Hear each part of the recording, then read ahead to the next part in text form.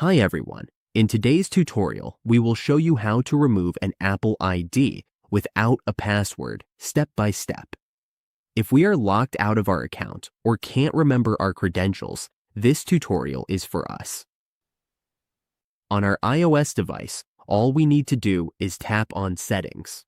Once we are in Settings, we just need to scroll down until we see General.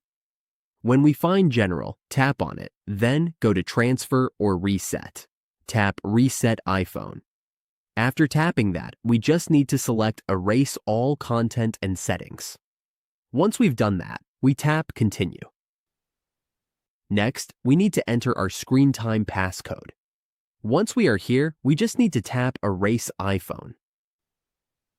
After that, we scroll down and go back into Settings, then tap on Apple ID at the top. Once we are here, we go to Screen Time. Inside Screen Time, we will turn off App and Website Activity. Tap that option. Once we tap it, we turn off the Screen Time passcode. Then we go back to Settings and tap on iCloud. Once we are in iCloud, we tap Sign Out. Tap Sign Out here and confirm. We just need to confirm the sign out, and it may take a moment to complete. After this, it will sign out automatically without needing the Apple ID password. This tutorial shows us the official ways to remove or sign out of an Apple ID, even without a password.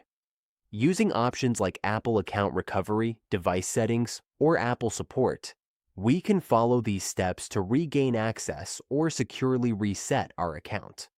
We now know how to remove an Apple ID without a password.